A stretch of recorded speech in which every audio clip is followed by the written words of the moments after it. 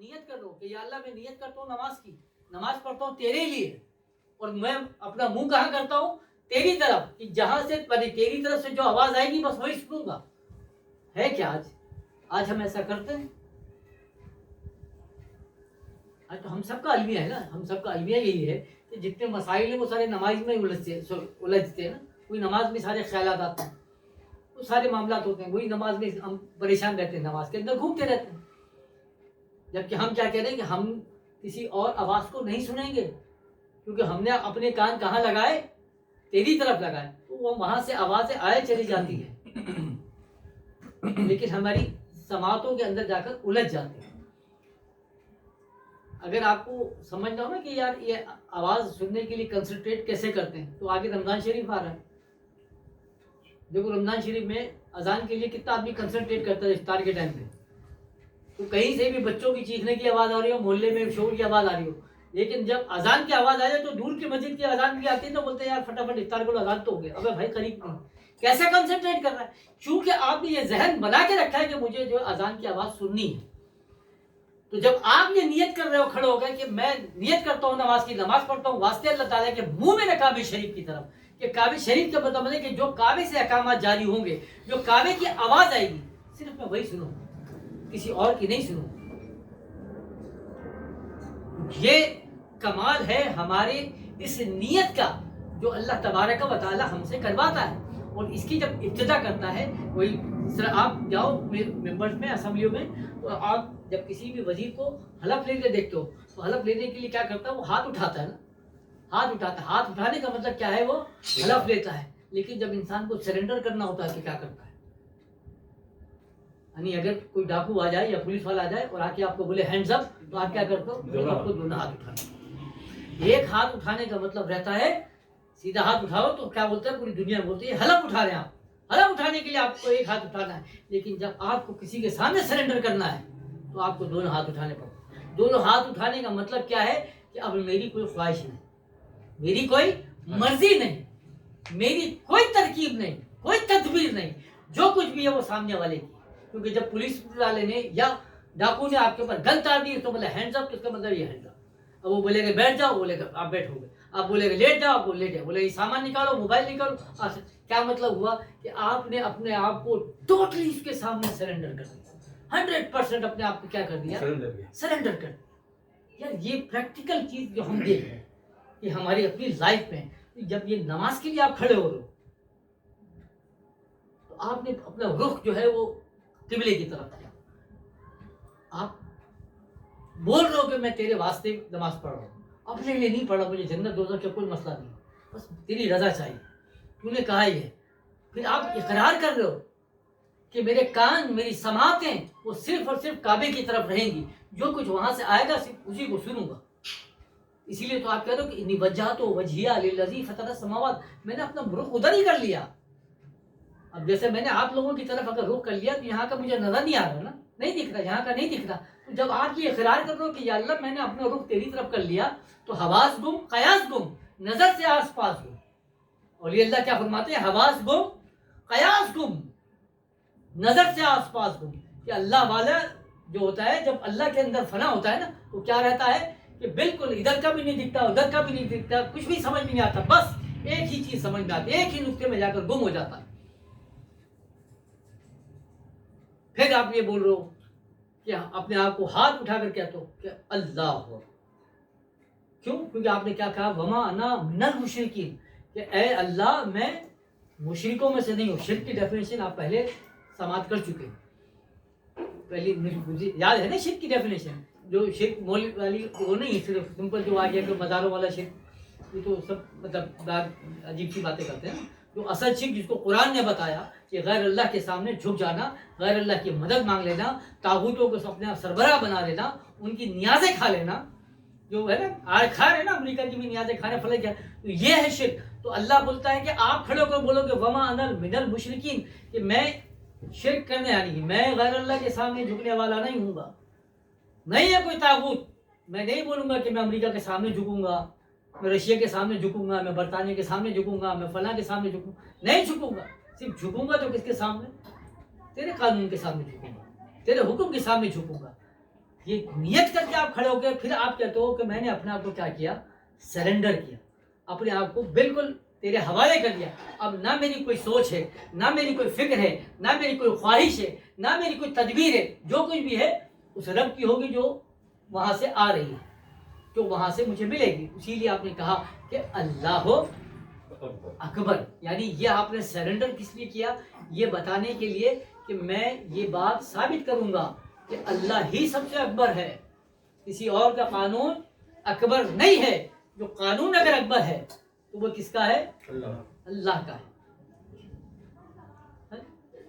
یہ آپ نے اسٹارٹ کرتے ہو کس کام کے لیے؟ نماز کے لیے. آج اگر صرف میں نماز کی نیت کے حوالے سے پوچھو، کیا ہم نے کبھی نیت یہ سوچ کر کی؟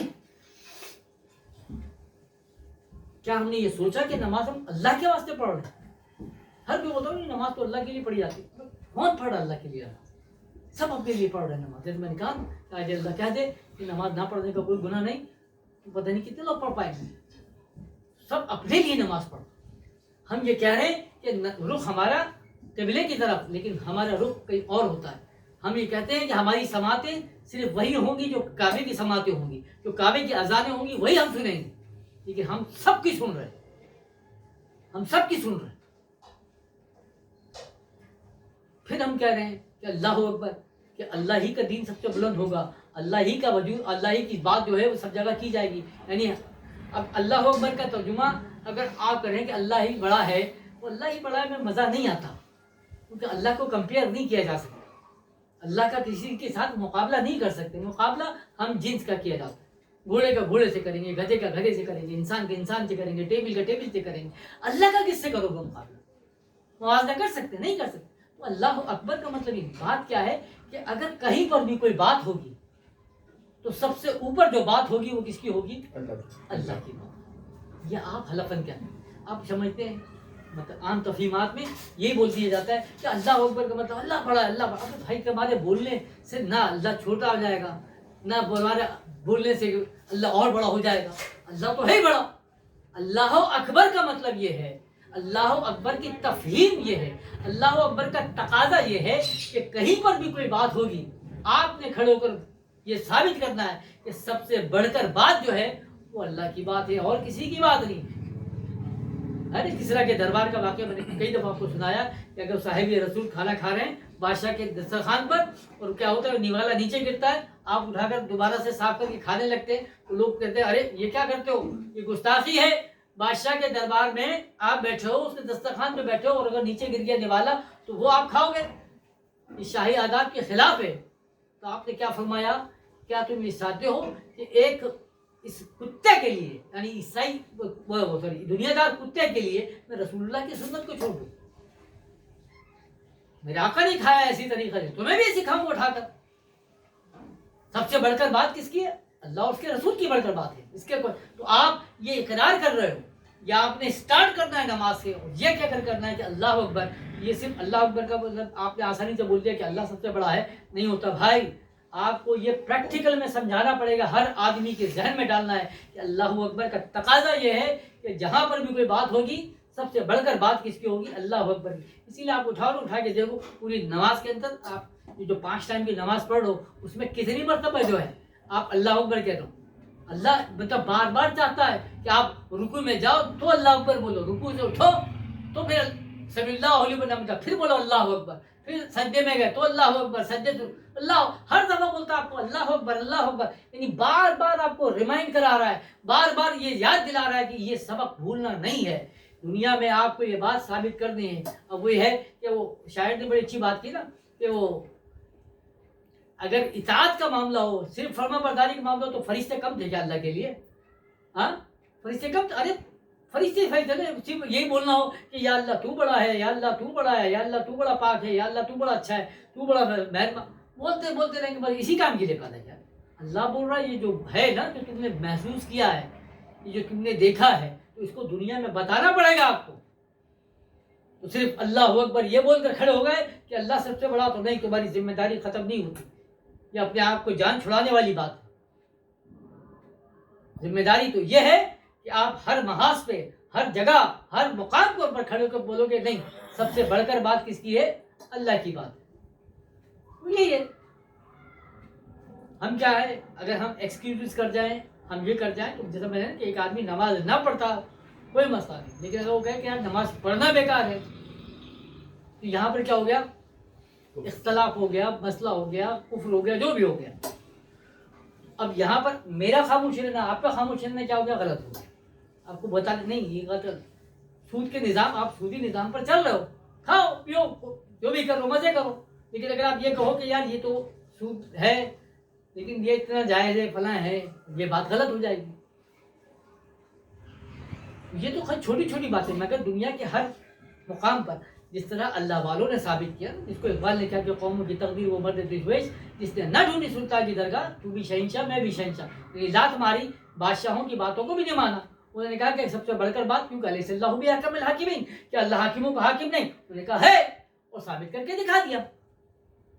یہاں سے پھر ہم اپنی نماز کا آغاز کر رہے ہیں, اور نماز کا آغاز جب کرتے ہیں تو آپ جو ہے پہلے کیا پڑھتے ہیں بھائی؟ ثنا پڑھتے ہیں. ثنا کس کو کہتے ہیں اردو میں؟ تعریف. یعنی تعریفی جملہ جس کو کہتے ہیں نا, اگر کوئی آپ تقریر شروع کرتے ہیں تو بھائی اس کو کہلاتا ہے استقبالیہ.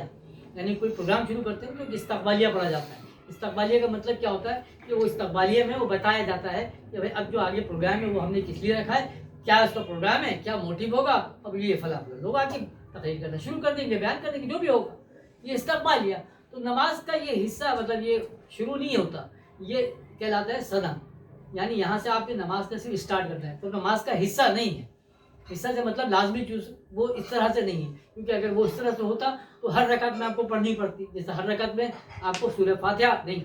اسی لیے ثنا جب آپ نے پہلی رکعت پڑھی وہاں سے آپ شروع کرتے, کیونکہ آپ اب نماز شروع کرنے جا رہے ہو. تو بس یہاں بڑا عجیب معاملہ ہے کہ ہم جس طرح میں نے کہا کہ پہلے نیتوں کے معاملات ہم نے پڑھے سنے سمجھے. میں چاہ رہا ہوں کہ جلدی جلدی اس کو پڑھ پاؤں, کیونکہ آگے پھر رمضان شریف تک شاید مکمل نہ ہو پائے گا, مسئلہ ہو جائے گا نا. کہ یہ جو نیت ہم کر رہے ہیں اور اس کے بعد جب ہم اب ثنا پڑھ رہے ہیں تو کیا کبھی ہم نے تدبر کیا کہ ثنا پر بھی یہ تاریخی کلمات ادا کر رہے ہیں؟ یعنی یہ استقبالیہ جو آپ پیش کر رہے ہیں اللہ کے سامنے, تو اللہ یعنی دنیا کو بتا رہے ہیں کہ یہ ہمارا استقبالیہ ہے, یہ کرنے جا رہا ہوں بھائی میں آگے.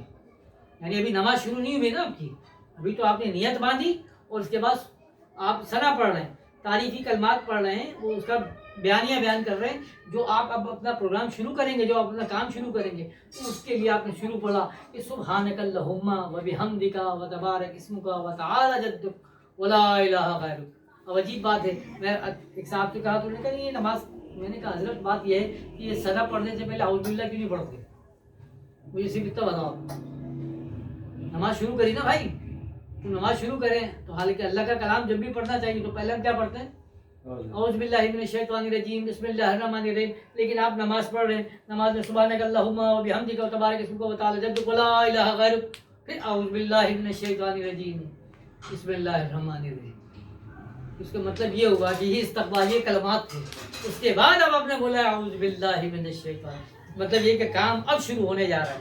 تو یہ جو پہلے کے جملے ہیں وہ کیا کلمات ہیں, ان میں کیا کہنا چاہ رہا ہے اللہ تعالیٰ آپ سے, کیا کہلوا رہا ہے کہ بھائی یہ کہہ دو, دنیا کو بتا دو یہ پروگرام کرنے جا رہے ہیں ہم.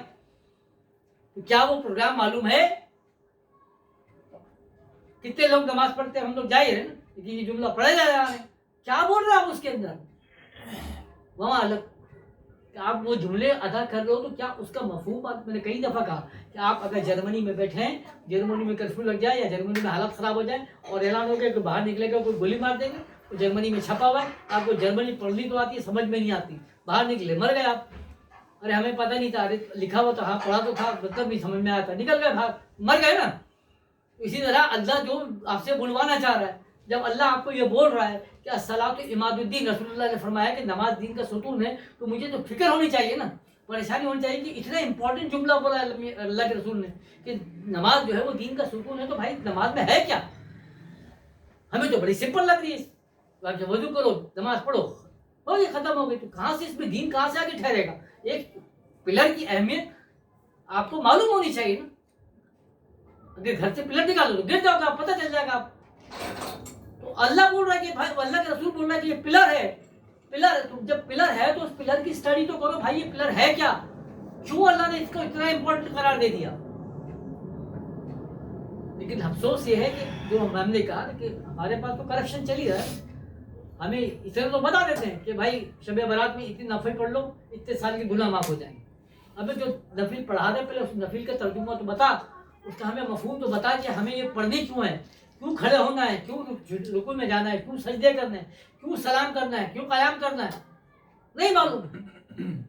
تو وہ بیچارہ تو شریف آدمی ہے، وہ آئے گا کہ پوچھ کے چلا جائے گا، آ کے جائے گا ایسے پڑھ کے چلا جائے گا. جس طریقے سے ایک غیر مسلم ہے، وہ ہندو ہے، وہ اٹھائے گا، اس کو بھی بولے کہ بس یہ ہے ان کے سامنے سجدہ کر لو تمہارے گناہ معاف ہو گئے، ہے نا. وہ لنگ کے اوپر دودھ ڈال دو تمہارے گناہ معاف ہو گئے. دھل کے اپنا وہ یہ سوچ رہا ہے کہ دودھ جا کا آ رہا ہے، کوئی فائدہ ہو رہا ہے، ضائع ہو رہا ہے، نہیں سوچ رہا. اس کو سمجھا دیا، وہ چل رہا ہے. تو اسی طرح ہم کو بھی سمجھا دیا، بس بیٹھے رہو پڑھتے رہو. شب برات ابھی آنے والی ہے، شب برات میں اتنے نوافل پڑھ لینا، واسطے کرنا، اور وہ ایک صلاۃ التوبہ پڑھ لو، یہ کر لو، ختم. پڑھو، اچھی بات ہے، نوافل ہے پڑھو، جتنے نوافل ہے، نوافل 1000 پڑھو، 2000 پڑھو، 50,000 پڑھو، جتنے بھی پڑھنا. لیکن بات یہ ہے کہ اس کو یہ نہیں کہہ سکتے کہ اس سے معاشرے میں کوئی فرق آئے گا. تمہارے وجود پہ تو فرق آ سکتا ہے، تمہارے چہرے پہ نور آئے گا، تمہارے قلب کے اندر صفائی ہوگی، سب کچھ ہوگا، لیکن معاشرے میں نور کیسے آئے گا؟ وہ اقیم الصلاۃ سے، وہ اقیم الصلاۃ سے، یعنی ایتاء الصلاۃ، صلاۃ کا ادا کرنا. آپ کے چہرے پہ تو نور آ سکتا ہے، لیکن اس معاشرے میں جو نور آئے گا وہ اقیم الصلاۃ سے آئے گا، جس کے لیے آپ یہ نیت کر رہے ہو کہ میں نیت کرتا ہوں، نماز کی نماز پڑھتا ہوں. اور اس کے بعد جو یہ کلمات ادا کر رہے ہو کہ سبحانک اللہم، اے اللہ سب سے زیادہ جو پاک ہے وہ کون ہے؟ تو ہے. تو اللہ کو نہیں پتا میں پاک ہوں؟ اللہ کو نہیں پتا کہ میں پاک ہوں کیا؟ اللہ تمہارے کو بول رہا ہے کہ بولو پاک. تو آپ کو بھی مطلب ایک آدمی کو، میں آیا ہوں، آپ آئے تو آپ نے بتا دیا بھائی اس بچے کا نام یاسر ہے، اسی دفعہ بھی بتا دیا یاسر. اب میں جب آتی ہوں آپ بتا دیا بھائی بچے کا نام یاسر ہے، تو ان کو پاگل ہو گیا، تمہارا دماغ خراب ہو گیا، بار بار آ کے میرے کو بولے یار پتہ ایک دفعہ بول دیا، 2 دفعہ آپ ہر نماز میں جا کے کھڑے ہو کے بولتے ہو سبحانک اللہم سبحانک اللہم سبحان، اے اللہ تو پاک ہے، اللہ تو پاک ہے، اللہ تو پاک.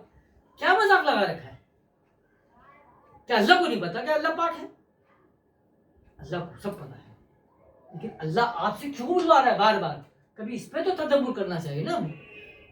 جیسا میں نے کہا نا کہ اگر ہم سے اللہ اکبر بار بار بلوانا چاہتا ہے تو اس کا مطلب یہ آپ کو یاد دلا رہا ہے کہ ہر جگہ بیٹھو گے، اٹھتے بیٹھتے چلتے پھرتے کھاتے پیتے کہیں پر بھی اگر اللہ کی بات ہوگی تو وہ سب سے اوپر رکھی جائے گی. یہ آپ کو ثابت کرنا ہے. اسی طریقے سے جب سبحانک اللہم بول رہے ہو تو یعنی اللہ کیوں پاک ہے؟ اللہ کو تو معلوم ہے پاک ہے. آپ کو کائنات کو بتانا ہے نا کہ اللہ کیسے پاک ہے، اللہ کا نظام کیسے پاک ہے، اللہ کا سسٹم کیسے پاک ہے، وہ کیسے ناپاکوں کو پاک بناتا ہے. اللہ والے کیا خوب بات فرماتے ہیں کہ انسان تو بنیادی طور پر ہے ہی ناپاک، کیونکہ جس قطرے سے وہ پیدا ہوا وہ ایک ناپاک ہے، وجود اس کا ناپاک ہے. لیکن کیا ہے کہ جس طریقے سے سمندر مہا تیرتھم، سمندر کیا ہے؟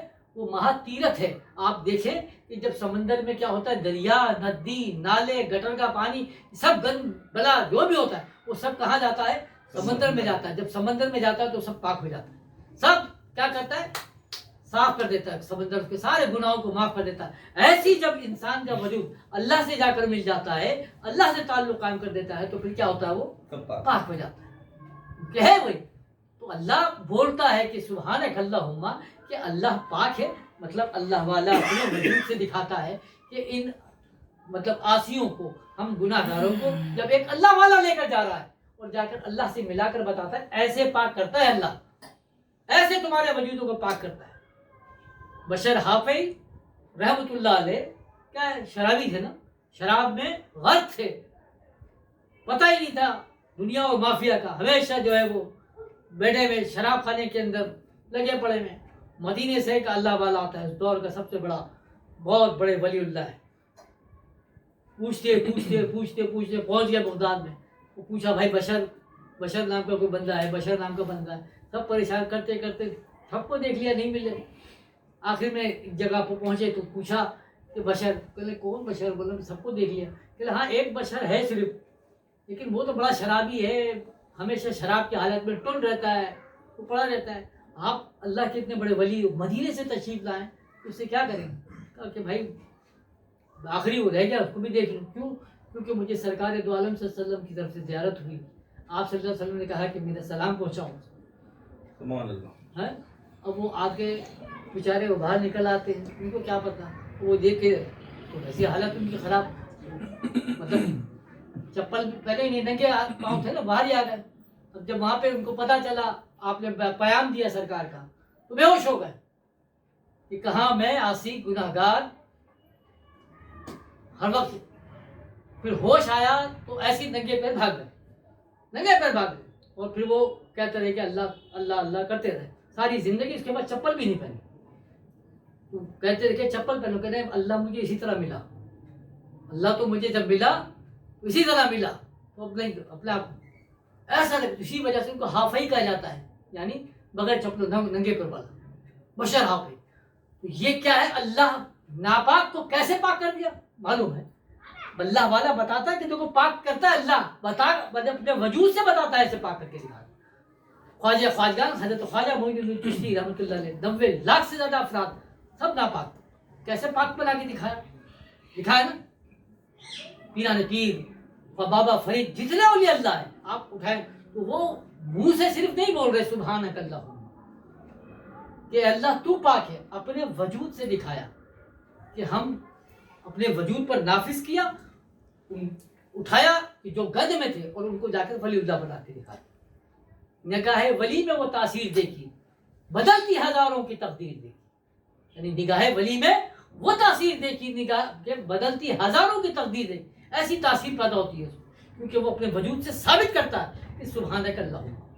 پاک ہے اگر کوئی چیز تو کیا ہے, اللہ ہے. کیسے پاک ہے وہ دکھاتا, پریکٹیکل میں دکھاتا. ہم تو صرف بول کے جان چھڑا لیتے ہیں سبحانک اللہم سبحانک اللہم. ہم سمجھتے ہیں کہ شاید اللہ کو بتا دیں کہ اللہ تو پاک. ارے نہیں, اللہ بولتا ہے میں تم کو بولتا ہوں کہ دکھاؤ دنیا کو, ثابت کر کے بتاؤ کہ اللہ کیسے پاک کرتا ہے اپنے بندوں. اللہ تو نہیں چاہتا کہ کوئی ظلم ہو, اللہ نہیں چاہتا کہ کوئی گند میں رہے, اللہ تو سب کو پاک کرنا چاہتا ہے. اسی لیے تو نبی کریم صلی اللہ علیہ وسلم تشریف لے کر آئے. کسی نبی کو آپ دیکھیے نہ موسیٰ علیہ السلام کو پاک بول رہے ہیں, نہ عیسیٰ علیہ السلام کو پاک بول رہے ہیں, نہ داؤد علیہ السلام کو نہیں. لیکن جب بھی نبی کے رسم کا آئے گا نام تو چاہے کافر بھی ہوگا تو بولے گا رسول پاک.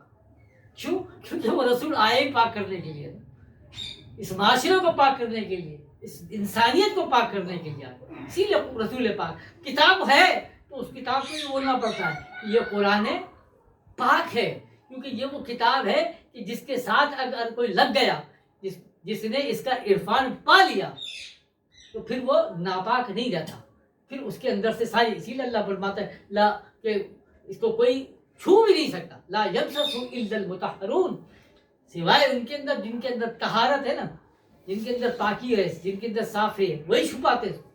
اس لیے کہ قرآن جب آپ کے اندر اترتا ہے وہ آپ کو پاک کر کے چھوڑتا ہے. اسی لیے قرآن کو آپ اٹھاؤ پوچھو, نہ توریت بھی پاک ہے, نہ زبور پاک ہے, نہ انجیل پاک ہے, نہ فلاں پاک, نہ کوئی بھی پاک ہے کیا, نہ کوئی وید پاک, نہ کوئی قرآن پاک, کوئی بھی نہیں. ہاں قرآن کے نام آئے گا تو پاک, رسول کا نام آئے گا تو پاک, اللہ آئے گا تو اللہ پاک.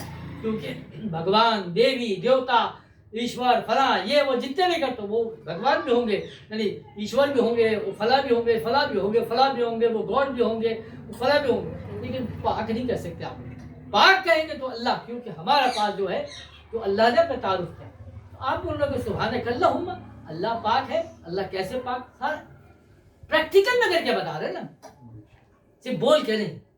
اسی لیے اگلا جو ہم کہتے ہیں وہ بحمدک, اور اگر کسی کی تعریف ہے تو کس کی ہے, اللہ کی تعریف. ہم کیا کہتے ہیں نہیں اللہ تیری بڑی تعریف نہیں, اللہ کہتا ہے کہ تم یہ بتاؤ کہ اگر کسی کی تعریف اس دنیا میں ہونی ہے, تعریف کے لائق اگر کوئی ہے تو کیا ہے, وہ اللہ تبارک و تعالیٰ کی. اسی لیے اللہ والوں نے کبھی یہ نہیں کہا, ہمیشہ یہ کہا کہ اگر کوئی خیر کا کام ہوا تو کبھی یہ نہیں کہا کہ ہم نے کام کیا, بلکہ کیا کہتے ہیں یہ اللہ کا فضل ہے, یہ اللہ نے ہم سے کروا دی. اور اگر کوئی غلطی ہوئی, کوئی کوتاہی ہو گئی تو کیا کہا کہ شیطان کی طرف سے ہوا, یا ہم سے یہ بھول ہوئی, یا ہم سے یہ غلط. کیونکہ وہ بھی ہم نہیں کہا, اگر ہماری وجود سے بھی کوئی تعریف ہوگی, ہمارے وجود پر بھی کوئی تعریف ہے, تو کبھی اللہ والوں نے یہ نہیں کہا کہ ہاں جی بالکل, یعنی آپ بولے کہ واہ واہ ماشاء اللہ بھائی فلاں صاحب کے کیا بات ہے, کیا حال. تو کبھی اللہ والوں نے یہ نہیں کہا کہ بھائی زبردست بڑی اچھی بات نہیں, انہوں نے کہا یہ سب اللہ کا فضل ہے, اپنی تعریف کا رخ موڑا تو کہاں موڑا؟ اللہ کی طرف موڑا. اپنے اوپر کوئی تعریف کبھی اللہ والے نے لی ہی نہیں, کیونکہ وہ بولتا ہے کہ اللہ الصمد, اللہ جب بے نیاز ہے تو اللہ والا بھی بے نیاز ہے. تو جب تعریف کی گئی کسی اللہ والے کی, اللہ والے نے اس کا رخ موڑا اللہ ہی کی طرف, رسول اللہ کی طرف موڑا کہ سب انہی کا فضل, انہی کا فیض ہے. انہوں نے اپنے وجود سے کر کے دکھایا سبحانک اللہم و بحمدک, کہ اگر کوئی حمد دنیا میں ہے تو صرف اللہ کی قائم ہوئی اور کسی کے نہیں. اور ہمارے پیر و مرشد حضرت العالم جب کتاب لکھتے ہیں نا تو اس میں جب حمد باری تعالیٰ لکھتے ہیں تو اس میں شروع کر دیا تو اللہم انا نحن نصلی, اس میں پورا درود شان لکھ دیتے ہیں کہ اگر اللہ کی کوئی حمد کر سکا ہے اس دنیا میں, کسی نے بھی اگر کوئی اللہ کی حمد کی ہے نا, صحیح مکمل جو حمد کی, وہ صرف سرکار دو عالم کی ذات, بس اس کے علاوہ کوئی نہیں کر سکا. اسی لیے آپ ہی کا حق ہے کہ آپ کہیں کہ الحمدللہ. ہم تو مطلب رسمن بولتے تھے. تو سبحانک اللہم و بحمدک و تبارک اسمک, کہ اے اللہ تیرا ہی اسم جو ہے وہ کیا ہے؟ برکتوں والا ہے. یہاں پہ بول کے بھی ختم کر لیں گے, آگے باقی رہ جائے گا وہ انشاءاللہ اگلی نشست میں. و تبارک اسمک, اور کیا ہے تیرا, اور بھائی کیا ہے تم ترجمہ؟ تو تیرا اسم جو ہے وہ, تیرا نام جو ہے وہ کیا ہے؟ برکت والا ہے. یہ آپ سب بیٹھے ماشاءاللہ, تو یہ برکت والے کیوں؟ برکت کس کو کہتے ہیں بھائی؟ کوئی بھی چیز بڑی ہو جائے برکت کہتے ہیں اضافہ ہونے کو. یعنی ہم کہہ رہے ہیں کہ یا اللہ تمہارے مال میں برکت عطا فرما, تمہارے مویشیوں میں برکت عطا فرما. تو برکت کا مطلب یہ نہیں پھڑ کے دم کر دیا تو بس کوئی برکت نہیں. برکت کا مطلب یہ ہوگا کہ اس میں اضافہ ہونا چاہیے, اس کے اندر گروتھ ہونا چاہیے. ہم یہ کمٹمنٹ کر رہے ہیں, ہم یہ حلف اٹھا رہے ہیں, یعنی اپنے آپ کو سرنڈر کرتے ہوئے ہم کیا بولتے ہیں؟ وتبارک اسموں کا, کہ جو تیرا اسم ہے اس کے اندر کیا ہوگی؟ برکتیں ہوں گی. کیسے ہوں گی بھائی؟ کیسے ہوں گی؟ مطلب اس کائنات کے ہر یعنی مقام پر, ہر حصے پر جب تک اللہ کا نام نہیں پہنچے گا وہ برکت کہلائے گی؟ نہیں کہلائے گی. تو آپ جو کام کرنے جا رہے ہو اس کے لیے آپ کیا بول رہے ہو؟ سبحانک اللہم. اب آپ کو سمجھ میں آیا کہ میں نے کیا حلف لیا؟ میں نے یہ حلف لیا کہ اگر کوئی سبحان ہے ذات تو وہ کس کی تیری کیسے وہ ثابت کر کے دکھاؤں گا. وہ بھی حمدک, جو تعریفیں ہوگی کسی کی نہیں ہوگی, کسی کی بھی تعریف نہیں, کس کی تعریف ہوگی؟ تیری ہوگی. وہ تبارک اسم کا, اور تیرا جو اسم ہے اس کو اندر برکتیں کر کے دکھاؤں گا میں. یعنی جو میرا کام ہے وہ کیا ہوگا؟ تیرے اسم کے اندر برکتیں پیدا کرنا. یعنی تیرے نام کو لے کر کوچے کوچے میں جاؤں گا, تیرے نام کو لے کر گلی گلی میں جاؤں گا اور وہاں جا کر تعارف کرواؤں گا کہ اللہ ہے کیا. اب اللہ کا تعارف کروا کے دکھاؤں گا, لوگوں کو بتاؤں گا کہ اللہ کا تعارف ہے کیا. اب یہ ایک الگ موضوع ہے کہ جس کے اوپر یہ بات کی جائے کہ اللہ کا تعارف کس کو کہتے ہیں. کیونکہ آج اگر ہم کسی سے کہیں کہ اللہ کا تعارف کروائیں تو وہ بیچارہ کیا بتا سکے گا. ایک عام آدمی اس سے ہم پوچھیں کہ اللہ کا تعارف, تو اللہ کا تعارف کیا, تو بولیں گے اللہ وحدہ لا شریک ہے, اللہ ایک ہے, اللہ نے خالق کو. یہ اللہ کا تعارف مکمل ایسا نہیں ہوتا. اللہ والوں نے جو اللہ کا تعارف کروایا جس سے برکتیں پھیلتی ہیں, جس سے نظر آتا ہے کہ اللہ کا نام لوگوں کو سمجھ میں آتا ہے, تو ہم وہ نیت کر رہے ہیں, ہم وہ حلف کر لے رہے ہیں, اپنے وجود سے حلف لے رہے ہیں اور اللہ کے سامنے لے رہے ہیں, اللہ کی طرف بات کر کے کہہ رہے ہیں. تو یہ کرنا ہے ہم.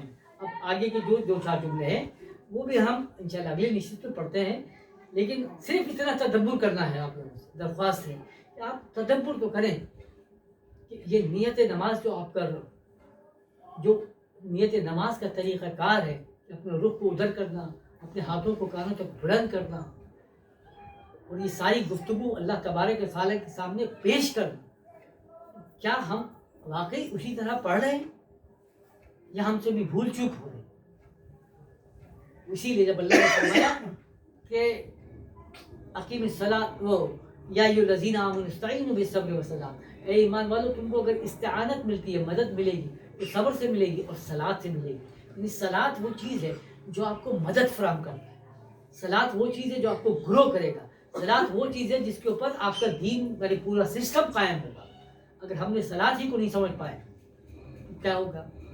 وہی ہوگا جو ہو رہا ہے، کہ ہم رسمن تو رہ گئے لیکن اصلاً نہیں ہو پائے. جس کو اقبال نے کہا کہ رہ گئی رسم ازاں روح بلالی نہ رہی، فلسفہ رہ گیا تلقین غزالی نہ رہی.